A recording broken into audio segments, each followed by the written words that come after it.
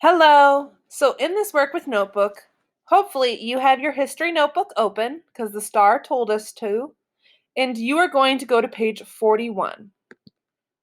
It should be the New Kingdom. Go ahead and get that open right now.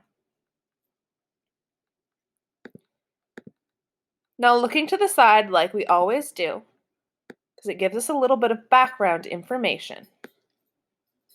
The New Kingdom, 1500 or 1500 BCE to 1070 BCE, and King Tut. Tutmosis III was next in the royal bloodline to become pharaoh, which, if you remember, is like a king, in about 1473 BCE. But because he was only about 3 years old, his stepmother, Hatshepsut, ruled for him, acting as a regent or an adult who rules in the place of a ruler who is a child and inherited a kingdom too young, a ruler who is absent, or a ruler who is disabled. In this case, Tutmosis III is only 3, so he's not going to be making much decisions that are at least anyway decent.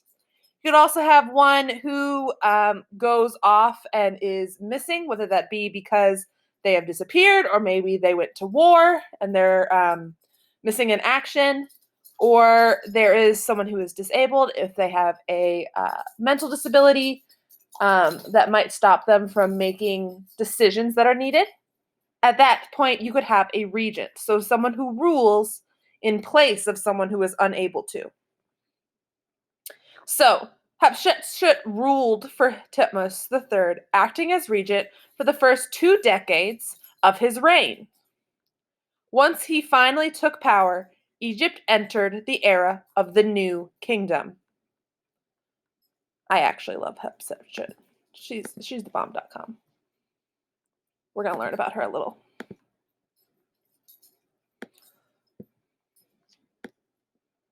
Hatshepsut was a mostly peaceful leader who encouraged trades with cities in other parts of Africa, such as Punt on the east coast. This exchange introduced ivory and incense to Egypt. Ivory is going to be a white mineral. A lot of the time, modern days, unfortunately, there's illegal hunting of elephants for their tusks, which are ivory. And incense is going to be something you kind of smell. So it's kind of like uh, uh, not a candle, but it's a fragrance that you would smell. When it was Tutmosis III's turn to rule, he led an army of 20,000 to extend Egypt's control into Syria and Palestine. One of the most famous Egyptian pharaohs to people today, King Tutankhamun, or King Tut, was crowned at 9 years old and ruled from approximately 1333 to 1323 BCE. King Tut only lived until he was 19. He was buried in a tomb containing over 5,000 expensive objects, which were meant to accompany him into the afterlife. King Tut's body was mummified, which means it was preserved. Egyptians believed the soul could continue its life after death, but that it needed the body as part of some sort of home base. They buried mummies deep below the desert where the cool temperature would help preserve them. So you're going to notice in the New Kingdom, the bodies are buried deep in the desert. Whereas in the Old Kingdom, we had the pyramids used as a burial system. And in the Middle Kingdom, there's something called the Valley of the Kings, where tombs were carved into a mountainside. The Egyptians gained extensive knowledge of human anatomy and surgery from the process of mummification. The New Kingdom collapsed in 1070 BCE. Alexander the Great of Macedonia eventually conquered Egypt in about 332 BCE. You'll learn about him in 7th grade. In 51 BCE, Queen Cleopatra the 12th would be the last Macedonian ruler.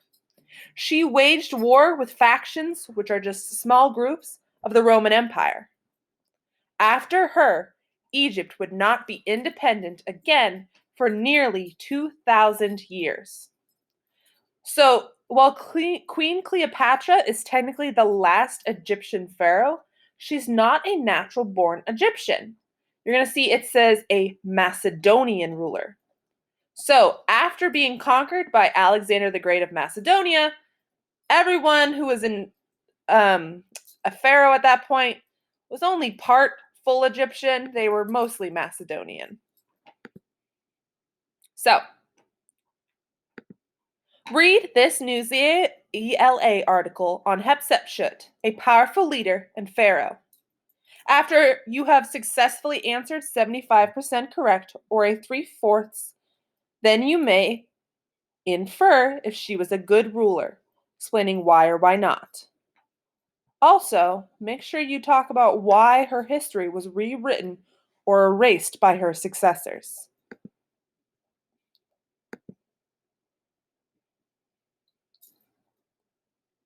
So you would load the page.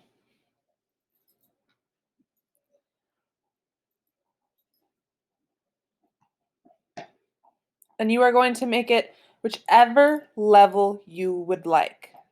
And it should say World Leaders Hatshepsut. And it's going to give you an overview about this bad avocado lady ruler.